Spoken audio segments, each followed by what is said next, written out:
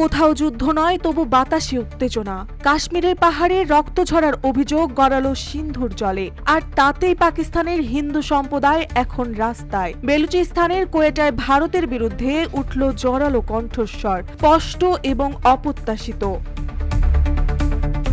কাশ্মীরের পেহেলগামে হামলা, দিল্লি বলছে পাকিস্তানের ছায়া, ইসলামাবাদ বলছে ভিত্তিহীন অপবাদ।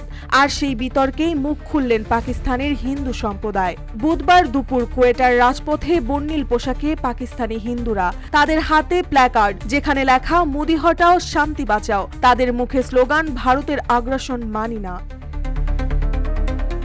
এক ব্যতিক্রমী মিছিলের নেতৃত্বে সঞ্জয় কুমার, পিপলস পার্টির সংখ্যালঘু প্রতিনিধি। RICL TMX, যুগের পর যুগ স্থাপনা থাকে মজবুত। তিনি বলেন, আমরা হিন্দু, কিন্তু পাকিস্তান আমাদের দেশ। আমরা সেনাদের পাশে দাঁড়াতে প্রস্তুত। যদি ভারত সীমা লঙ্ঘন করে, 1 কোটির বেশি হিন্দু দাঁড়াবে পাকিস্তানের পক্ষে। শুধু পুরুষ নয়, সমাবেশে ছিলেন নারীরাও। তারা সরব হন ভারতের বিরুদ্ধে, বিশেষ করে সিন্ধু চুক্তি স্থগিতের ঘোষণা নিয়ে। ভারত চাইলেই একতরফাভাবে চুক্তি বাতিল করতে পারে না। 1960 সালে সেই চুক্তির সাক্ষী ছিল বিশ্বব্যাংক। এ লঙ্ঘন আন্তর্জাতিক অপরাধ। প্রায় ঘণ্টাব্যাপী প্রতিবাদ শেষে ধীরে ধীরে গুটিয়ে নেয় ব্যানার, তবে রেখে যায় এক অদ্ভুত প্রশ্ন।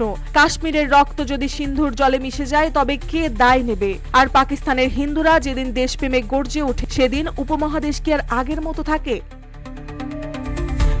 তারা হিন্দু, কিন্তু প্রথমত তারা পাকিস্তানি। কাশ্মীরের ঘোলাটে জল এখন গড়িয়ে পড়ছে কোয়েটার রাজপথে। ভারতের অভিযোগ আর চুক্তি স্থগিতাদেশ, সব মিলিয়ে দুই দেশের সম্পর্ক যেন ফের এক আলোচনার মোড় নিচ্ছে। মার্জিয়া মৌ, রূপালী বাংলাদেশ।